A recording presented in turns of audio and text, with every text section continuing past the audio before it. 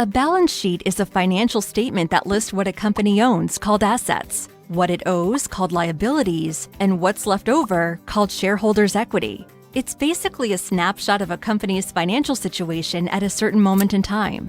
Investors often use it for stock analysis because it documents how capital is invested and can help determine a company's book value, one measure of what a company is worth. In general, a growing balance sheet often signals a growing company. The balance sheet can show whether a company is growing through its normal business functions or taking on massive amounts of debt. Additionally, the balance sheet provides a lot of information for other fundamental analysis tools, including financial statements like the income and cash flow statements, and financial ratio analysis. Let's break down the balance sheet and discuss how investors can analyze it to help make stock investing decisions. The balance sheet is based on a simple equation: assets equals liabilities plus shareholders' equity. In other words, what does the company own, and what's the value of what it owns versus what it owes? Assets have a corresponding liability or equity item that shows how it was acquired in order to create balance in the statement, thus the name balance sheet. Assets are things the company owns that have value or an economic benefit. This includes tangible items like property, factories, equipment, and inventory. Assets also include intangible items like patents and trademarks. Cash and investments are assets too. If you look at the other side of the balance sheet, you'll see liabilities and equity. By rearranging the formula to assets minus shareholders' equity equals liabilities, we can see the total liabilities. Liabilities are money or items of value a company owes to others, but it also includes rent for buildings, money owed to vendors, or taxes due. If you subtract liabilities from assets, you're left with shareholders' equity, often called book value. It's the amount of money that would be left to shareholders if the company shut down and sold its assets and paid all its liabilities. A company releases its balance sheet every quarter as it reports its earnings, as well as annually as part of its 10-K reporting, a comprehensive and in-depth financial report required by the Securities and Exchange Commission, or SEC. Now that you're familiar with the basics of balance sheets, let's look at some ways investors can analyze them. Because balance sheets are just a snapshot in time, investors often evaluate a company by analyzing how its balance sheet has changed over time. For example, one way you can follow the growth of a company's value is by looking at the shareholders' equity year over year. Investors generally want to see increasing assets and equity and decreasing or relatively slow-growing liabilities. Let's look at an example. Here is a tech company's balance sheet data from 2015 to 2020. You can see total assets, liabilities, and equity all grew, with liabilities rising at the highest rate. Historically, liabilities outpacing equity would be a bad sign. However, in a low interest rate environment like the late 20-teens, this may be less of a concern because it's cheaper to borrow. But if interest rates rise, that debt could become a problem. In addition to evaluating a company's balance sheet over time, many investors use the balance sheet to compare one company to another. Just keep in mind what's normal may vary between industries. Comparing a tech company to an energy company wouldn't make sense because the two companies have very different businesses. Energy companies may typically carry more debt because they tend to have a lot of capital expenditures on equipment. So investors typically compare a company to another company in its industry or an industry group average. One way to do this is using financial ratios. Using ratios instead of raw numbers makes it easier to compare companies of different sizes. For example, the quick ratio measures a company's ability to pay its short-term bills, which is why it's called a liquidity ratio. This is done by adding cash and cash equivalents, short-term marketable securities, and accounts receivable, and then dividing the sum by the total current liabilities. Generally, a quick ratio of 1 is normal. Ratios less than 1 may be a sign that the company can't pay its bills. The higher the ratio, the higher the financial strength. Keep in mind what's normal may vary between industries. In 2020, the previously mentioned tech company had a quick ratio above 1 and above its industry average. This suggested that it had enough cash to pay its bills. Another useful balance sheet ratio is the total debt to total capital ratio. This ratio measures the company's use of financial leverage by comparing its total amount owed to its total capital. Capital is the combination of debt and equity. Generally, the higher the ratio, the higher the level of debt, and the greater the risk to the company. This tech company had a debt-to-capital ratio that is right around its industry average. So, in this example, there are no red flags. There are numerous other financial ratios that draw from the balance sheet and other financial statements like the income and cash flow statements. These ratios measure a stock's valuation, profitability, dividends, growth rates, effectiveness, and financial strength. Investors typically draw from a number of these ratios to determine if they want to invest in a stock. Financial ratios can help identify profitability trends, compare and contrast companies, and be used in conjunction with other analysis. The balance sheet is usually the first financial statement accountants draw up, and it's where financial analysis begins, but not where it stops. Looking at a company's financial statements can help you as you evaluate if it's potentially a good investment.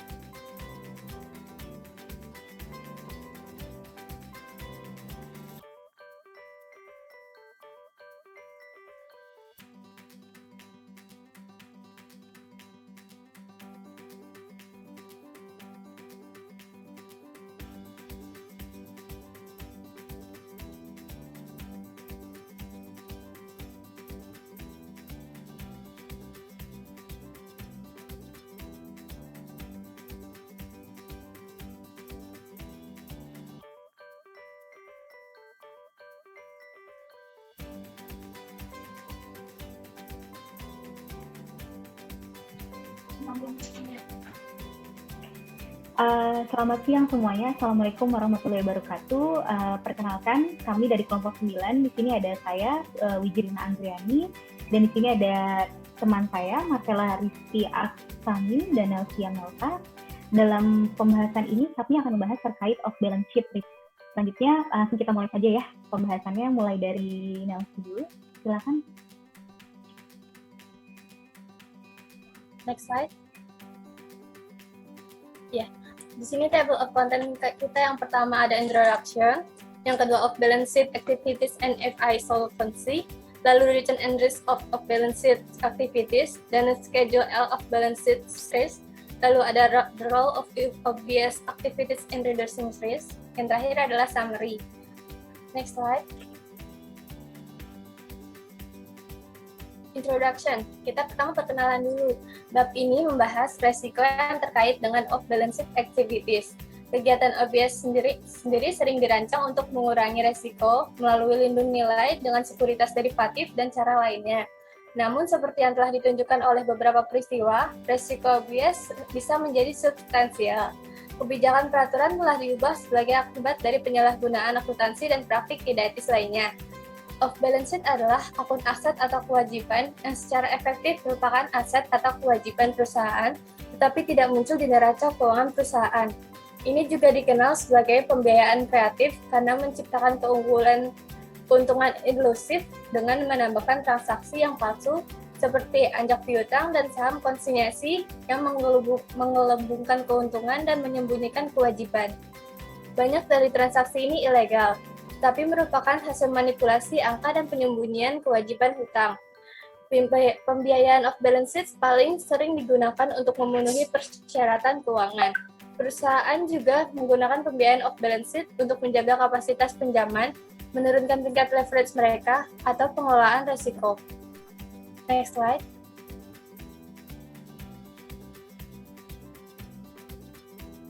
Off-balance sheet risk. Apa yang dimaksud dengan off-balance sheet aset atau liabilities? Kontingen aset dan liabilities yang memengaruhi masa depan, bukan saat ini, atau bentuk dari aset FI balance sheet. Memiliki dampak langsung yang probabilitas dan kinerja solvabilitas FI di masa depan. Manajemen yang efisien dari item OBS ini sangat penting untuk mengendalikan exposure risiko keseluruhan dari FI modern. Kontingen yang berarti mereka belum menjadi aset atau liabilities. Mereka menjadi untuk mengeluarkan aset atau mengambil tanggung jawab baru jika suatu peristiwa terjadi. Dalam istilah akuntansi, mereka biasanya muncul di garis bawah, seringkali hanya sebagai catatan kaki dalam laporan keuangan. Yang pertama adalah standby letter of credit. Standby letter of credit mendukung konsumen obligation kepada pihak ketiga. Jika nasabah tidak memenuhi kewajibannya, bank akan melakukannya. Lalu pihak ketiga mungkin mengharuskan pelanggan mendapatkan SLC untuk menyelesaikan transaksi bisnis. Lalu ada forward contracts. Banyak bank terlibat dalam forward kontrak di mana mereka setuju untuk menukar satu mata uang dengan mata uang lainnya pada tanggal tertentu di masa depan dengan nilai tukar uang tertentu. Lalu ada swap contract. Bank juga berfungsi sebagai perantara untuk swap suku bunga, di mana dua pihak setuju untuk secara berkala menukar pembayaran bunga dengan jumlah pokok yang ditentukan. Beberapa bank memfasilitasi pertukaran mata uang dengan menemukan pihak-pihak yang memiliki kebutuhan mata uang, masa depan yang optimis, dan melaksanakan kesepakatan pertukaran. Currency swap agak mirip dengan forward contract, kecuali bahwa mereka biasanya untuk tanggal di masa depan yang lebih jauh. Next slide.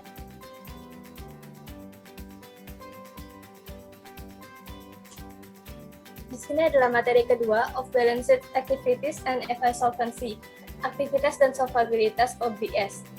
Komitmen pinjaman dan LC juga merupakan aktivitas di luar neraca yang memiliki fitur opsi. Pemegang komitmen pinjaman atau batas kredit yang memutuskan untuk menarik batas kredit tersebut menggunakan opsi untuk meminjam. Ketika pembeli jaminan default membeli ini menggunakan opsi default. Penilaian OBS untuk swap feature dan forward, pendekatan umum adalah menggunakan posisi ini menjadi nilai yang setara dari aset yang mendasarinya. Next slide.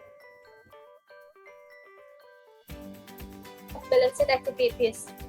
Keduanya merupakan item atau aktivitas ketika suatu peristiwa kontingen terjadi, maka item atau aktivitas tersebut bergerak pada salah satu sisinya. Letter of credits atau guarantees adalah contoh kegiatan of balance sheet. Jika terjadi one prestasi pelanggan yang telah diberikan jaminan, kewajiban kontingensi LK atau jaminannya menjadi kewajiban aktual dan berpindah dari kewajiban dalam neraca. Kegagalan atau hampir kegagalan di beberapa FI di Amerika Serikat terbesar selama krisis keuangan dapat dikaitkan dengan risiko yang terkait dengan kegiatan OBS. Dalam istilah akuntansi, biasanya muncul di bawah garis bawah atau seringkalinya hanya sebagai catatan kaki untuk laporan keuangan. Dalam istilah ekonomi, aset dan kewajiban kontingensi yang mempengaruhi masa depan bukan untuk saat ini sebagai neraca FI. Off-balance sheet aset. Di sini keuntungannya kontingen. Ketika suatu peristiwa terjadi, item ini bergerak ke sisi aset neraca. Untuk off-balance sheet liability, itu adalah kerugian kontingensi. Ketika suatu peristiwa terjadi, item ini pindah ke sisi kewajiban neraca. Lalu ada valuation of OBS item. Item OBS bersifat kontingen dan berpindah ke neraca dengan probabilitas kurang dari 1. Oleh karena itu, penilaiannya sulit dan seringkali sangat kompleks. Karena banyak OBS melibatkan fitur opsi, metodologi yang paling umum adalah menerapkan model teori penerapan harga klaim atau opsi kontingen keuangan. Tetapi satu cara yang relatif sederhana untuk memperkirakan nilai posisi OBS adalah dengan menghitung delta suatu opsi. Delta on option ini adalah perubahan nilai opsi untuk satu unit, perubahan harga sekuritas yang mendasarinya. Delta antara 0 dan 1. Nilai nominal item obvious disebut nilai nasional, serta delta atau aset kontingensi. Rumusnya adalah value sama dengan delta kali face national value of option. Next slide. Di sini ada beberapa contoh subjectless of derivatives. Jadi ada beberapa contoh kerugian terbesar dalam derivatif. Bisa dilihat ada Banker Trust, Barings, Navis Bank, Netherlands Bank, Case Manhattan, Union Bank of Switzerland, dan lainnya. Next slide. Revaluasi perusahaan. Gambaran sebenarnya dari nilai pasar kekayaan bersih dari aktivitas di dalam dan luar neraca harus mencakup nilai pasar dari aktivitas di dalam dan di luar neraca. Rumusnya adalah equity sama dengan aset kurang liabilities ditambah kontingen aset dikurang kontingen liabilities. Atau E sama dengan E sama dengan A plus minus L ditambah CA minus CL. Itu mengurangi exposure ekuitas terhadap resiko OBS, sama pentingnya dengan exposure nilai lainnya. Aset dan kewajiban kontingensi adalah klaim kontraktual yang berdampak langsung pada nilai ekonomi FI. Next slide. Yang ketiga adalah return and risk of off-balance sheet activities. Next slide. Di sini adalah contoh pengambilan dan risiko aktivitas di luar neraca. Dari tahun 1992 hingga 2009, persen di 2,204 meningkat. 25 bank terbesar memegang 99,8% dari derivatif yang beredar. Peningkatan fenomenal mendorong regulator untuk melakukan persyaratan modal pada kegiatan tersebut datang pada tahun di 1993. Next slide. Baik, untuk slide ini adalah incentive to increase OBS activities. Alasan pertumbuhan aktivitas OBS meningkatkan volatilitas sehingga menimbulkan permintaan akan manajemen risiko oleh perusahaan. Cakupan bank untuk menyesuaikan instrumen keuangan, kepentingan bank dalam menyimpan modal dan menghindari giro wajib minimum, beberapa bantuan pemerintah seperti sponsor pemerintah Amerika Serikat untuk pasar hipotek sekuritisasi untuk memungkinkan diversifikasi risiko di mana bank terdapat pada suatu area.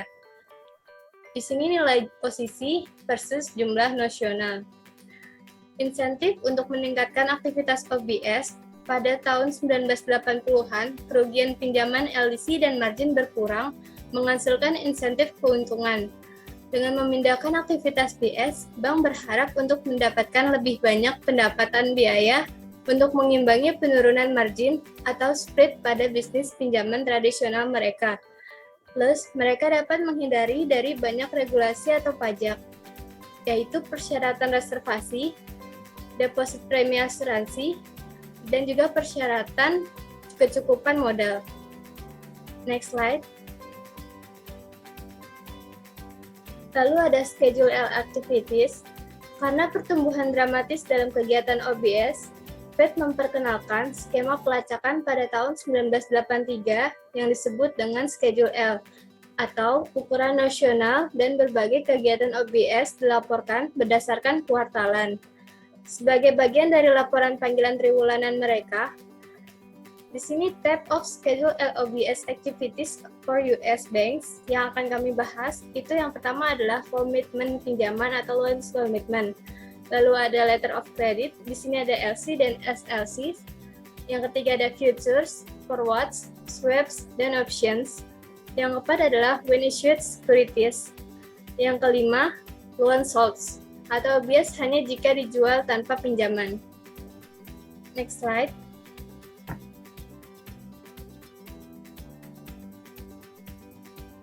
Di sini adalah loan commitment and interest rate risk. Definisinya, komitmen kontraktual untuk memberikan pinjaman hingga jumlah tertentu pada tingkat bunga tertentu di masa depan.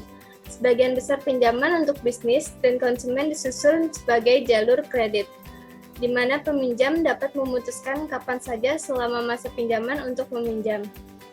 Lalu sebagai imbalannya, bank sering membebankan biaya untuk menyediakan dana atau upfront fee dan juga untuk saldo komitmen yang tidak terpakai pada akhir periode atau back-end fee. Layanan yang diberikan oleh FI adalah menyediakan jumlah pinjaman penuh setiap saat selama periode komitmen. Selisih antara jumlah yang sebenarnya dipinjam dan jumlah yang diberikan tidak ada di neraca. Jika komitmen suku bunga tetap, bank terkena resiko suku bunga, atau biaya dana dapat meningkat dan biaya dana dapat menghabiskan spread. Jika komitmen suku bunga mengambang, sebagian kita dapat mengendalikan resiko dengan mengikuti suku bunga utama. Jika suku bunga utama naik, begitu pula biaya komitmen pinjaman terhadap peminjam. Tetapi masih ada exposure risiko dasar, atau suku bunga utama naik 1%, tetapi biaya dana naik 1,25%, yang artinya spread menyempit sebesar 0,25%.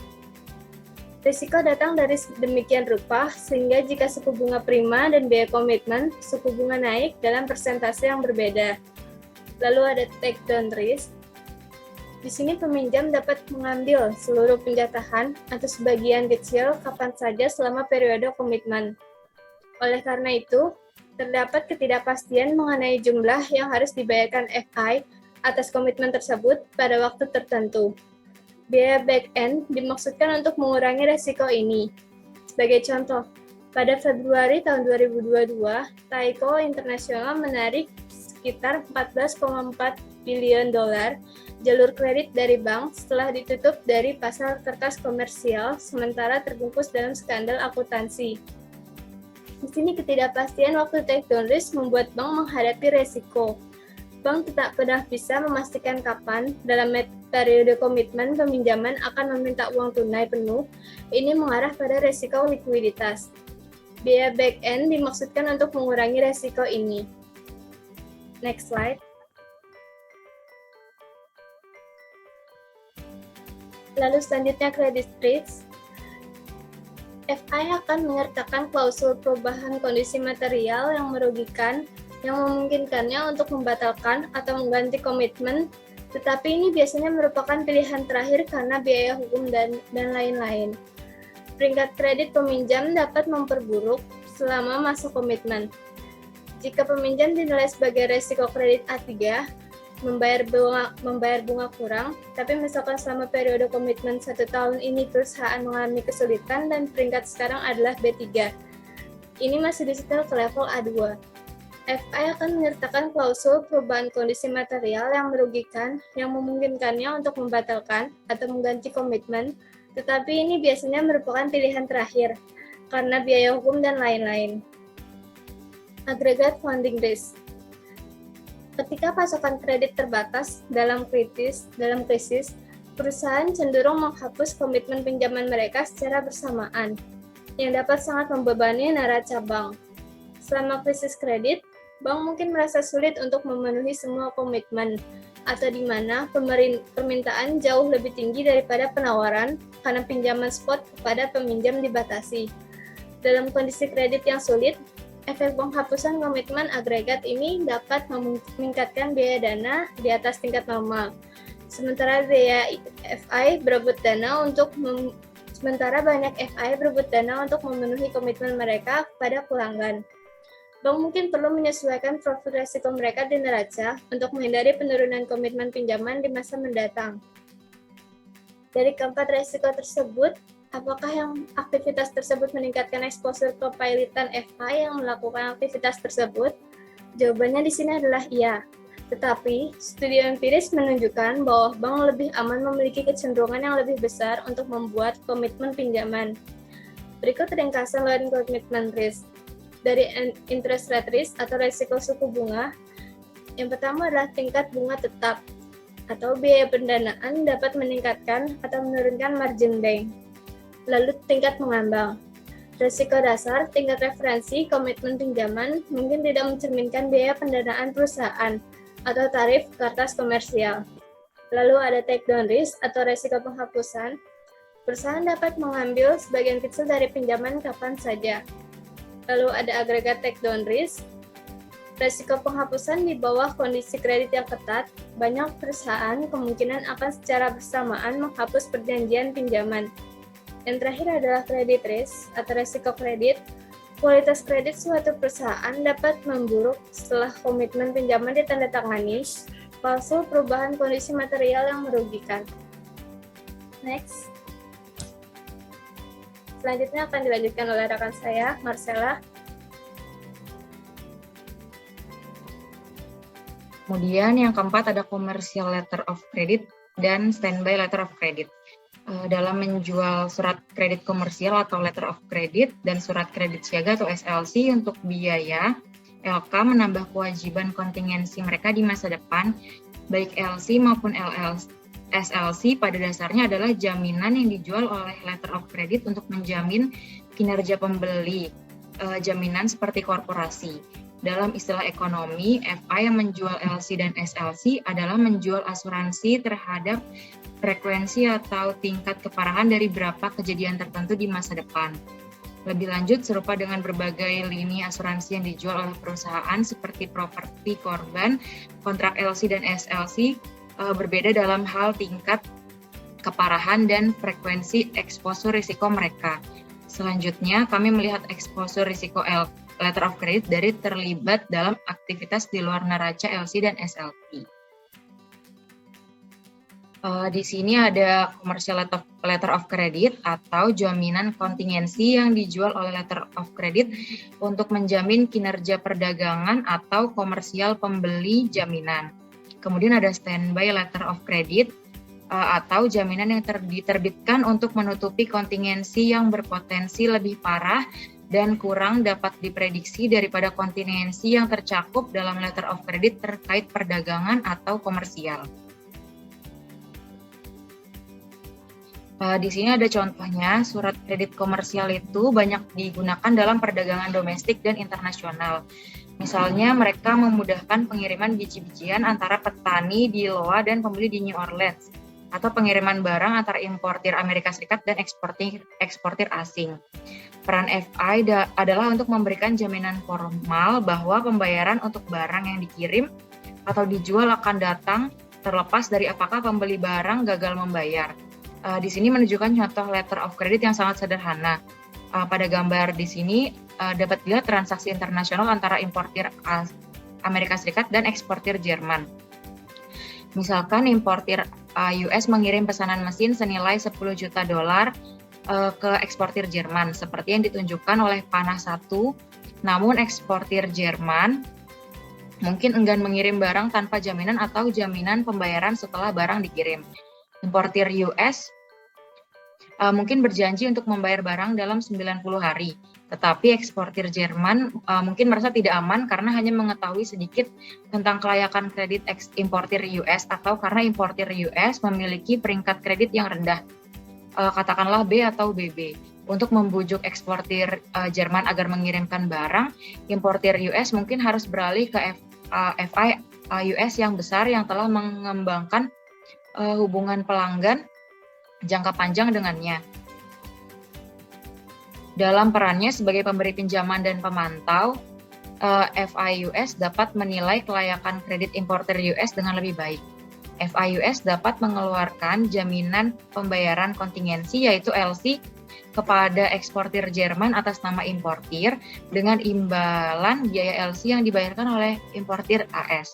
Dalam contoh kita, FI akan mengirimkan kepada eksportir Jerman sebuah LC menjamin pembayaran barang dalam 90 hari terlepas dari apakah importir gagal memenuhi kewajibannya kepada eksportir Jerman. Secara implisit, FI menggantikan risiko kredit importir US dengan penjaminan risiko kreditnya sendiri.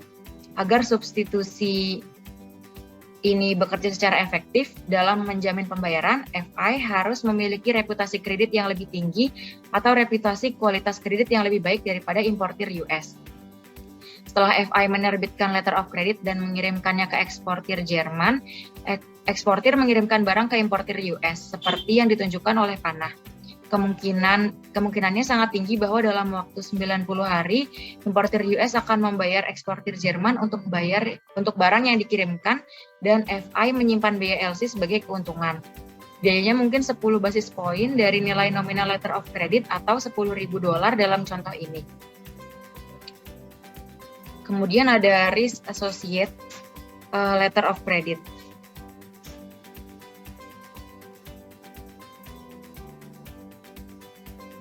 Di sini, letter of credit siaga melakukan fungsi asuransi yang mirip dengan letter of credit komersial.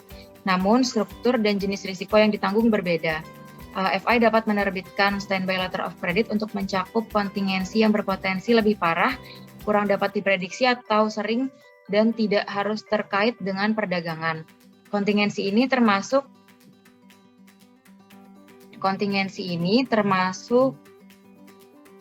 jaminan kinerja obligasi di mana FI dapat menjamin bahwa pengembangan real estate akan selesai dalam beberapa interval waktu. Sebagai alternatif, FI dapat menawarkan jaminan default untuk mendukung penerbitan surat berharga atau obligasi pendapatan kota untuk memungkinkan penerbit mencapai peringkat kredit yang lebih tinggi dan biaya pendanaan yang lebih rendah daripada yang seharusnya terjadi. Tanpa peningkatan kredit, misalnya banyak perusahaan tidak akan dapat menjamin di pasar atau harus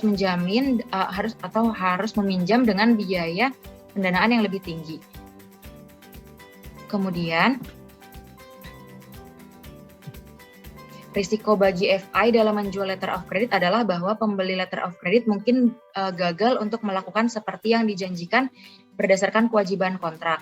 Misalnya dengan letter of credit komersial yang dijelaskan di atas, ada kemungkinan kecil bahwa importir US tidak akan mampu membayar 10 juta dolar dalam waktu 90 hari dan akan gagal bayar. Kemudian, FI akan berkewajiban untuk memenuhi jaminannya bahwa kewajiban kontraktual akan dipenuhi. Biayawan prestasi semacam itu berarti bahwa FI penjamin harus membayar 10 juta dolar kepada eksportir meskipun akan ada klaim kreditur terhadap aset importir untuk mengimbangi kerugian ini.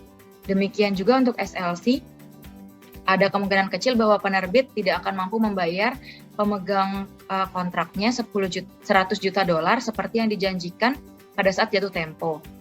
FI kemudian akan diwajibkan untuk membayar 100 juta dolar kepada pemegang CP atau investor atas nama penerbit. Jelas biaya letter of credit harus melebihi risiko gagal bayar yang diharapkan LC atau SLC. Yang sama dengan kemungkinan gagal bayar oleh pihak lawan dikaitkan pembayaran bersih yang diharapkan pada letter of credit setelah disesuaikan dengan kemampuan FI untuk mengklaim kembali aset dari importir atau penerbit yang wan prestasi dan biaya pemantauannya. Selama krisis keuangan, banyak perusahaan tidak mampu membayar kewajiban surat berharga mereka yang jatuh tempo. Jumlah default akan melumpuhkan LK yang sudah kekurangan likuiditas, yang telah menulis standby letter of credit yang mendukung surat berharga. Sebagai tanggapan, Dewan Federal Reserve mengumumkan pembuatan Commercial Paper Funding Facility atau CPFF, fasilitas yang melengkapi fasilitas kredit Federal Reserve yang ada untuk membantu menyediakan likuiditas ke pasar pendanaan jangka pendek. Di bawah rencana tersebut, Federal Reserve masuk untuk membeli surat berharga dan utang jangka pendek lainnya yang membiayai operasi perusahaan sehari-hari. Jadi daripada harus menggunakan letter of credit bank untuk membayar kewajiban surat berharga, pemerintah federal menyelamatkan sekuritas ini dan FI mendukungnya. Kemudian ada derivative contract, futures, forwards, swap, and options. Di sini, FI dapat menjadi pengguna kontrak derivatif untuk melindungi nilai dan tujuan lain atau dealer yang bertindak sebagai rekanan dalam perdagangan dengan pelanggan dengan biaya tertentu. Pada tahun 2015, 1.427 bank dan lembaga tabungan US adalah pengguna derivatif dengan 4 bank dealer besar, contohnya JP Morgan Chase, Citigroup, Goldman Sachs, dan Bank of America, menyumbang sekitar 91,3% dari 120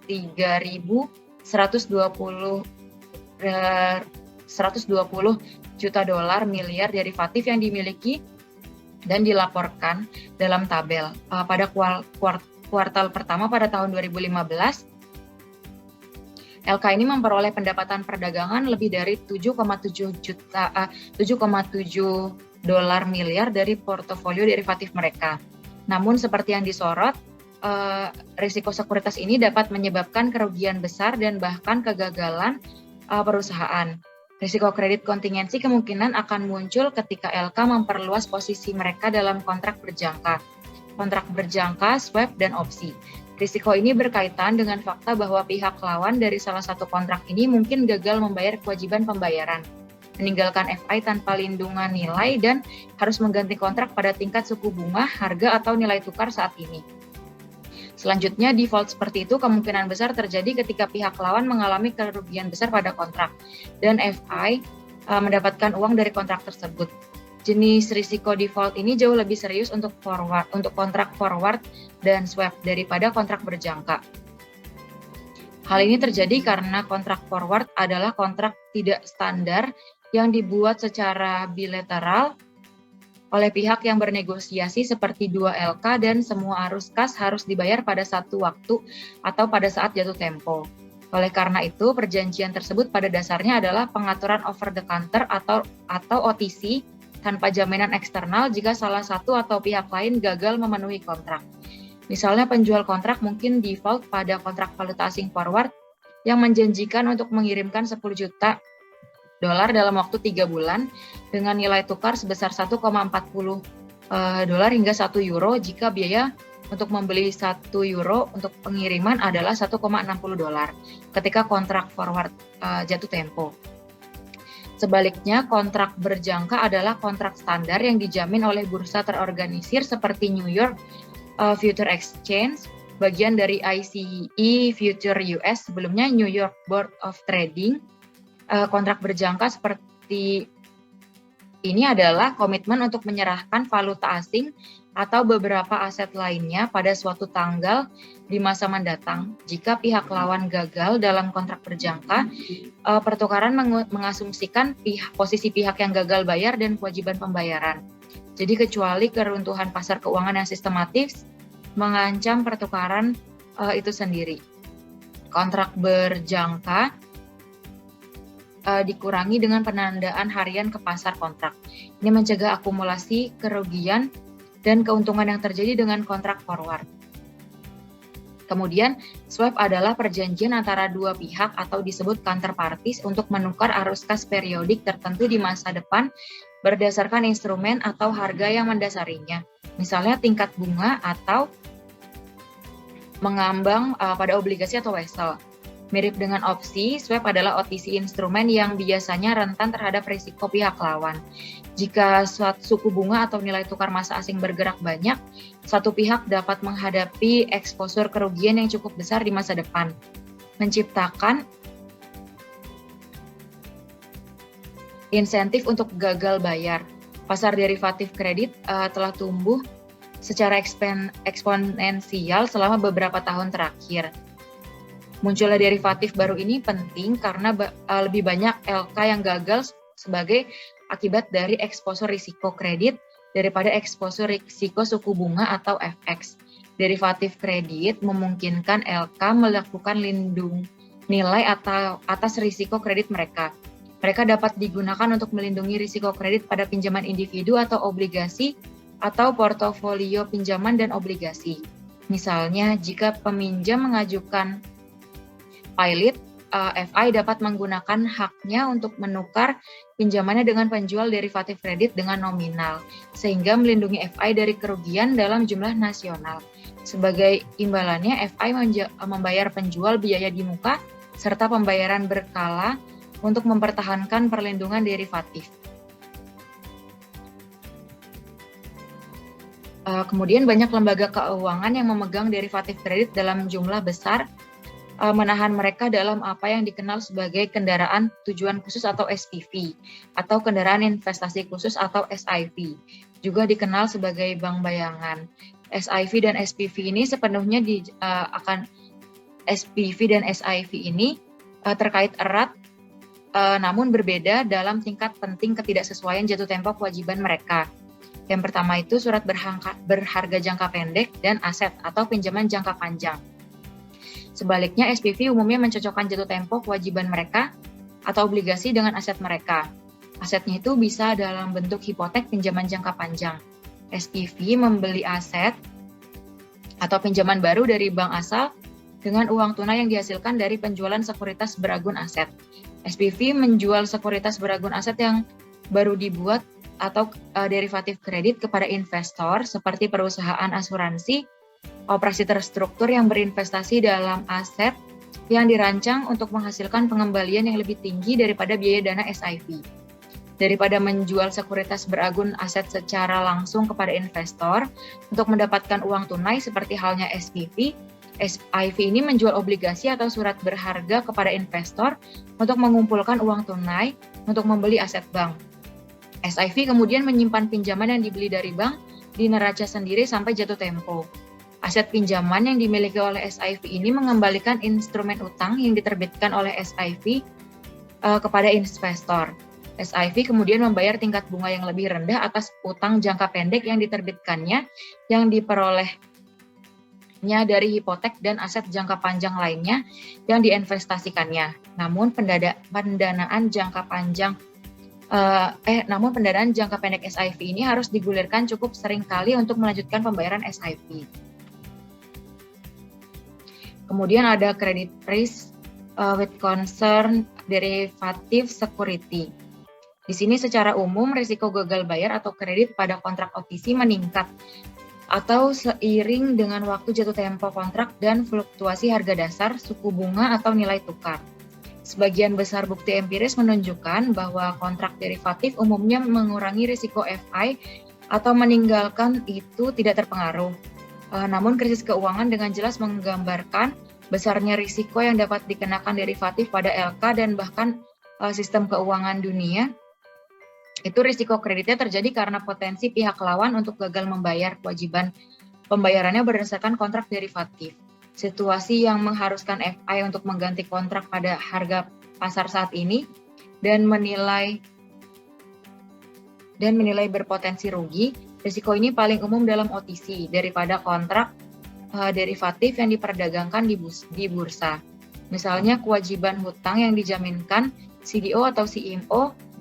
Kontrak OTC biasanya adalah kontrak yang tidak standar atau unik, yang tidak memiliki jaminan eksternal dari pertukaran yang terorganisir.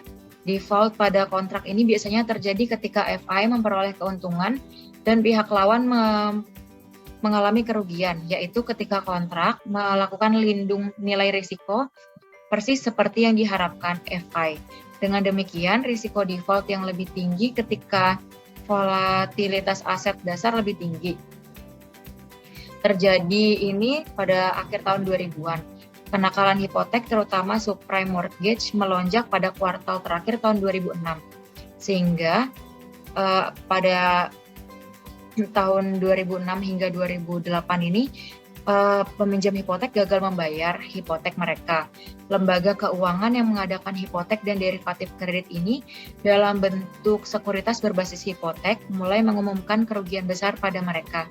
Contoh utamanya dari kerugian yang telah terjadi adalah Bear Stearns. Pada musim panas 2007, dua dana Bear Stearns mengalami kerugian besar pada investasi di pasar sekuritas yang didukung hipotek subprime. Kedua dana tersebut mengajukan kebangkrutan pada musim gugur 2007. Kerugiannya menjadi begitu besar sehingga pada Maret 2008 JP Morgan Chase dan Federal Reserve turun tangan untuk menyelamatkan bank investasi terbesar kelima di Amerika Serikat sebelum gagal. Kemudian pada 15 September, Lehman Brothers mengajukan kebangkrutan. Merrill Lynch dibeli oleh Bank Amerika, AIG, salah satu perusahaan asuransi terbesar di dunia, bertemu dengan regulator federal untuk mengumpulkan uang tunai yang sangat dibutuhkan. Dan Washington Mutual atau lembaga tabungan terbesar di Amerika Serikat sedang mencari pembeli untuk menyelamatkan kegagalan. Krisis keuangan sudah ada di depan mata yang sebagian besar disebabkan oleh transaksi letter of credit dalam sekuritas derivatif OBS. Dalam upaya untuk mencairkan pasar kredit, maka Menteri Keuangan Henry Paulson bertemu dengan para pimpinan Kongres untuk menyusun rencana untuk mendapatkan jaminan hipotek yang buruk dan sekuritas berbasis hipotek dari neraca lembaga keuangan. Kemudian pertumbuhan pasar sekuritas derivatif merupakan salah satu faktor utama yang mendasari pengenaan persyaratan modal risiko BIS pada Januari 1993. Ketakutan saat itu adalah bahwa dalam kontrak sekuritas derivatif jangka panjang, pihak lawan yang kehabisan uang, yaitu pihak lawan yang saat ini dirugikan dalam hal arus kas, akan memiliki insentif untuk gagal membayar kontrak tersebut untuk mencegah kerugian saat ini dan masa depan.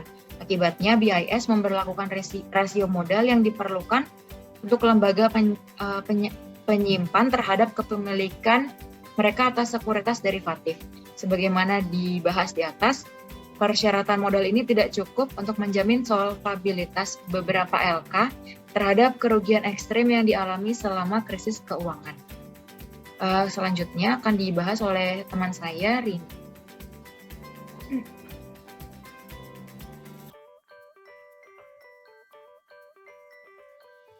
Oke, selanjutnya di sini ada non-schedule of balance sheet risk, di mana sejauh ini kita telah melihat 5 aktivitas OBC atau off balance sheet berbeda yang dimiliki bank dan barang bekas untuk melapor ke Federal Reserve setiap bagian dari jadwal L dari laporan panggilan. Perusahaan asuransi dan bank investasi juga terlibat dalam future, forward, swap, dan transaksi opsi dalam berbagai bentuk. Asuransi jiwa sangat terlibat dalam membuat komitmen pinjaman dalam hipotek komersial, properti korban perusahaan, penanggungan sejumlah besar jaminan keuangan, dan bank investasi terlibat dalam perdagangan efek pada saat diterbitkan. 5 kegiatan yang baru saja dibahas bukanlah satu-satunya aktivitas OBC yang dapat menimbulkan kewajiban kontingensi atau risiko bagi FI. Berikut kami jelaskan secara singkat dari 2 aktivitas yang menciptakan, seperti di sini ada settlement risk dan affiliate risk. Apa itu settlement risk? Settlement risk sendiri di sini adalah risiko penyelesaian. LK mengirimkan berbagai besar pembayaran dolar grosir mereka melalui sistem transfer kawat seperti Fedwire and Clearinghouse Interbank Payment System atau SWIFT. Itu Federal Reserve memiliki Fedwire, jaringan transfer kawat domestik. Lalu SWIFT sendiri adalah internasional dan jaringan pribadi yang dimiliki oleh 50 atau lebih bank yang berpartisipasi dalam anggotanya. Di saat ini, kedua jaringan itu telah mentransfer lebih dari 4,2 triliun per hari. Berbeda dengan sistem Fedwire domestik, sebagian kecil dana atau pesan pembayaran dikirim dari jaringan chip dalam sehari adalah pesan sementara yang menjadi final dan diselesaikan hanya pada akhir hari. Misalnya, Bank X mengirimkan pesan pembayaran transfer dana ke Bank Z pada pukul jam 11 WIB. Penyelesaian tunai yang sebenarnya dan transfer fisik dana antara X dan Z terjadi pada akhir hari. Biasanya dengan mentransfer uang tunai yang disimpan di rekening cadangan di Federal Reserve Bank. Karena transfer dana belum selesai sampai akhir hari, Bank Z atau bank penerima pesan menghadapi penyelesaian intraday atau dalam hari mempertaruhkannya. Secara khusus, Bank Z mengasumsikan bahwa pesan dana diterima pada jam 11 pagi dari Bank X akan menghasilkan pengiriman dana yang sebenarnya pada akhir hari dan dapat meminjamkan ke Bank Y pada pukul 11.15. Namun, jika Bank X tidak memberikan penyelesaian dana yang dijanjikan pada akhir hari, Bank Z dapat didorong ke jaringan yang serius. Posisi defisit dana dan karena itu mungkin tidak dapat memenuhi komitmen pembayaran ke Bank Y. Bisa dibayangkan posisi debitur bersih Bank Z mungkin cukup besar untuk melebihi modal dan cadangan, membuat bangkrut secara teknis. Gangguan seperti itu dapat terjadi hanya jika penipuan besar ditemukan dalam pembukuan Bank X selama hari dan regulator bank menutup pada hari yang sama. Situasi itu akan membuat pembayaran ke Bank Z tidak mungkin diselesaikan pada akhir hari, atau Bank X mungkin mengirimkan dana yang tidak dimilikinya dengan harapan mempertahankan namanya di pasar dan dapat mengumpulkan dana di kemudian hari. Namun, bank lain dapat merevisi batas kredit ke mereka untuk bank ini pada siang hari, membuat Bank X tidak dapat mengirimkan semua dana yang dijanjikan ke Bank Z. Fitur penting dari resiko penyelesaian bahwa FI terkena resiko dalam hari atau intraday di resiko kredit yang mungkin muncul di neraca. Lembaran saldo paling baik hanya merangkum posisi penutup akhir hari pada pembukuan FI. Dengan demikian, resiko penyelesaian intraday adalah bentuk tambahan dari resiko OBC yang diikuti oleh LK wajah jaring.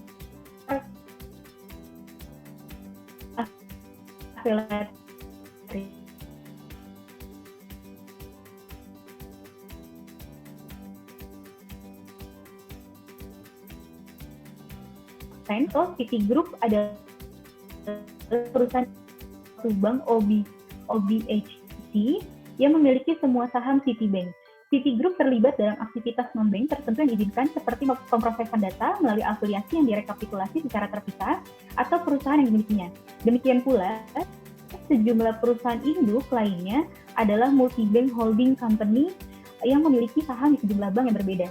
JP Morgan Chase adalah perusahaan JP Morgan Chase adalah MBHC yang memiliki saham di bank-bank nasional.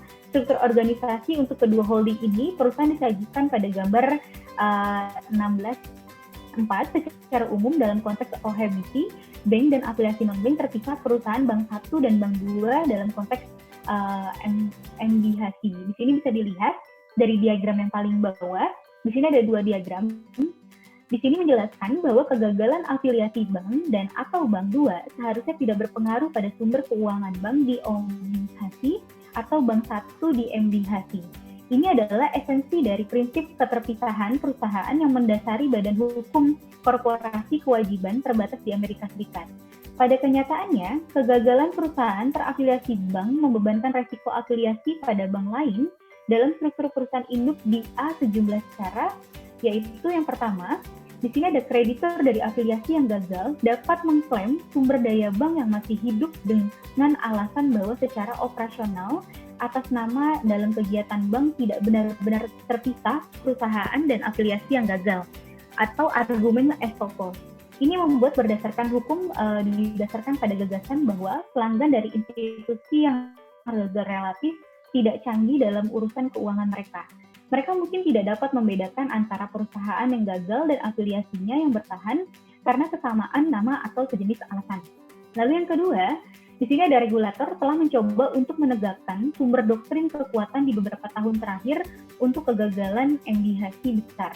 Di bawah doktrin ini secara langsung menantang prinsip keterpisahan perusahaan, sumber daya bank yang sehat dapat digunakan untuk mendukung bank-bank yang gagal, sementara regulator telah mencoba menerapkan prinsip ini, pengadilan umum mencegah hal ini. Jika salah satu dari pelanggan keterpisahan perusahaan ini didukung secara hukum, resiko yang terkait dengan kegiatan afiliasi bukan bank dan kegiatan bank terafiliasi membebankan kewajiban OBC tambahan kepada bank yang sehat. Ini benar untuk bank dan berpotensi berlaku untuk banyaknya LK lainnya, seperti perusahaan asuransi, bank investasi, dan konglomerat jasa keuangan yang mengadopsi perusahaan induk terstruktur organisasi di mana keterpisahan perusahaan dapat diragukan. Next slide.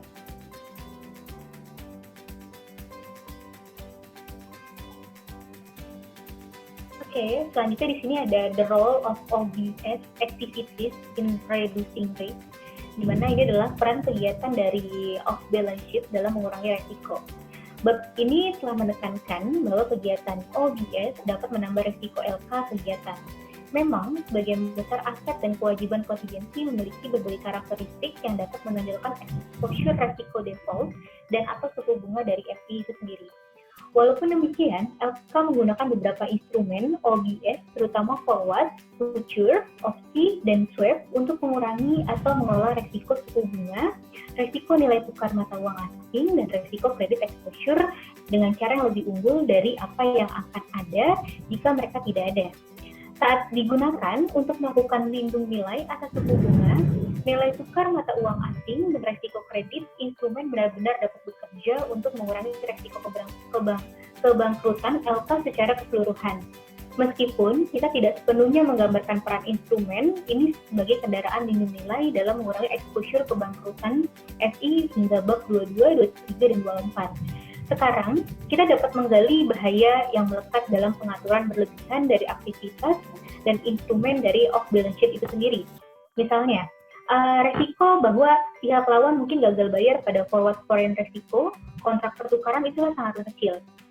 Ini mungkin jauh lebih rendah daripada kebangkrutan resiko yang dihadapi FI jika tidak menggunakan kontrak forward untuk melindungi nilai asingnya, pertukaran aset terhadap fluktuasi nilai tukar yang tidak diinginkan. Lanjut, terlepas dari atribut pengurangan resiko dari sekuritas derivatif, off-balance sheet yang dimiliki oleh FI, perluasan penggunaan derivatif telah menyebabkan banyak regulator untuk fokus pada peningkatan resiko atribut sekuritas yang mungkin efek merugikan ditimbulkan dari resiko itu sendiri pada pasar keuangan global. Hasilnya adalah peningkatan jumlah regulasi dikenakan pada kegiatan tersebut. Contohnya, yang pertama, di sini ada keamanan dan kesehatan derivatif Undang-Undang Pengawasan DSSA pada tahun 1994 mengamanatkan peningkatan pengawasan peraturan untuk LK memegang sekuritas derivatif, termasuk peningkatan regulasi permodalan, pengungkapan, dan akuntabilitas, serta peningkatan pengawasan proses manajemen risiko dan tambahan persyaratan atas pelaporan. Yang kedua, di tahun 1994 juga ada General Accounting Office atau GAO yang merilis laporan kepada Kongres tentang penggunaan derivatif oleh FI dan tindakan pengaturan diperlukan untuk memastikan integritas sistem keuangan. GAO secara khusus merekomendasikan bahwa aktivitas turunan dari sekuritas yang tidak diatur dan afiliasi perusahaan asuransi organisasi perbankan di bawah lingkup satu atau lebih yang ada badan pengaturan. Meskipun aturan dan peraturan ini telah disahkan pada awal tahun 1990-an, kerugian besar pada sekuritas derivatif oleh LK sebelumnya dan terutama selama keuangan krisis telah mengakibatkan panggilan untuk peraturan tambahan. Sebagai hasil dari turunan peraturan, terutama Credit Default Swap atau CDS, dimainkan dalam krisis keuangan pada tahun 2009. Regulator mengubah peraturan keuangan AFISM memperluas pengawasan pengaturan ke sekuritas derivatif OTC yang tidak diatur. Di sini ada 21 regulasi baru pasar derivatif yang melibatkan persyaratan pelaporan di penerbitan efek bangunan aset, penghapusan ketergantungan regulator pada peningkatan kredit lembaga, persyaratan yang diajukan oleh bank-bank besar dan lembaga keuangan lainnya, kontrak derivatif ke lembaga clearing yang diatur, yang berfungsi sebagai backstop dalam hal salah satu pihak dalam perdagangan uang prestasi, dan persyaratan bahwa pencetus, sponsor, atau pialang dari aset yang didiskuritisasi telah memiliki kepentingan keuangan dalam kinerjanya. Peraturan tersebut mensyaratkan bahwa semua kontrak derivatif tunduk pada peraturan, semua dealer derivatif tunduk pada pengawasan, dan regulator diberdayakan untuk menegakkan aturan terhadap manipulasi aset dan penyalahgunaan. Lalu di sini juga ada the increased regulation of derivative market was intended to achieve forward objectives. Jadi ada 4 tujuan dari derivatif itu sendiri. Yang pertama ada prevent activities in those market from pushing risk to the financial system, yaitu mencegah kegiatan di pasar tersebut dari menimbulkan risiko terhadap sistem keuangan. Yang kedua ada promote efficiency dan transparansi of those market, yaitu mempromosikan efisiensi dan transparansi pasar tersebut. Yang ketiga ada prevent market manipulation, fraud, and other market abuse, mencegah manipulasi pasar, penipuan, penyalahgunaan pasar. Dan yang terakhir ada ensure that OTC derivatives are not marketed inappropriately to unsophisticated parties, yaitu memastikan bahwa derivatif OTC tidak dipasarkan secara tidak tepat kepada pihak-pihak yang tidak canggih. Terlepas dari risiko, mereka dengan mengizinkan manajer yang menghindari risiko untuk melakukan lindung nilai risiko, derivatif sendiri itu cenderung mendorong manajer untuk mengikuti lebih banyak strategi investasi yang memaksimalkan nilai. Derivatif memungkinkan konflik keagenan manajer pemegang saham atas tingkat risiko mengambil untuk dikurangi. Penggunaan opsi dan future dapat mengurangi volatilitas laba yang dilindungi nilai dengan jumlah yang sesuai. Lindung nilai itu seperti dapat dimasukkan dalam keseluruhan portofolio SI, sehingga aktivitas perdagangan dan perlindungan dan lindung nilai dapat dilakukan independen sambil tetap mengurangi total exposure SI. Itu juga mungkin dapat mengimbangi exposure aktivitas di dalam dan di luar dari neraca itu sendiri. Contohnya, mungkin bahwa penurunan suku bunga dapat menyebabkan peningkatan exposure untuk beberapa aset seperti resiko reinvestasi, tetapi tidak dapat dikurangi dengan kewajiban di luar dari neraca. Dengan demikian, regulasi aktivitas off balance sheet harus mengenali efek positif instrumen dalam membantu memperbaiki total dari exposure SI. Tambahan, biaya dari kegiatan OBIS menyediakan sumber utama pendapatan non-bunga bagi banyak LK, terutama yang terbesar dan paling kecil diuji. Pentingnya, ketidaktertarikan pendapatan untuk bank besar ditunjukkan pada tabel 17 yang tadi sudah dibahas sebelumnya pada bab 17. Jadi jika dikelola hati-hati, peningkatan pendapatan OBIS berpotensi mengkompensasi peningkatan resiko OBIS exposure dan benar-benar mengurangi kemungkinan kebangkrutan untuk beberapa LK. Next slide. Ya, di sini terakhir summary dari Jadi summary-nya dari penjelasan yang sudah dijelaskan oleh rekan saya, oleh Mas Stella dan Delphi, dari bab ini menunjukkan atau menjelaskan bahwa kekayaan bersih atau nilai ekonomi LK tidak hanya terkait dengan nilai aktivitas neraca tradisionalnya, tetapi juga aset kontingensi dan nilai kewajiban dari aktivitas di luar neraca. Resiko dan pengembalian dari beberapa item off balance sheet dibahas secara rinci, komitmen pinjaman, komersial, dan surat kredit siaga, kontrak derivatif seperti future, opsi, dan swap, maju pembelian, penjualan surat berharga dan saat diterbitkan, lalu ada pinjaman yang dijual. Dalam semua kasus, jelas bahwa instrumen ini memiliki dampak besar pada profitabilitas dan resiko LK di masa depan. Lalu dua risiko lain yang terkait dengan aktivitas di luar neraca yaitu ada risiko penyelesaian dan afiliasi risiko juga sudah dibahas sebelumnya. Dan bab ini diakhiri dengan menunjukkan bahwa meskipun tidak seimbang aktivitas lembar dapat meningkatkan risiko, mereka juga dapat digunakan untuk dilindungi nilai di neraca exposure, menghasilkan risiko yang lebih rendah serta menghasilkan pendapatan biaya untuk SI. Sekian penjelasan dari kelompok kami, kurang lebihnya kami mohon maaf. Saya Nelsia dan Mas Stella, terima kasih banyak. Semoga penjelasan ini bisa menjelaskan semua materi yang ada di sini. Wassalamualaikum warahmatullahi wabarakatuh.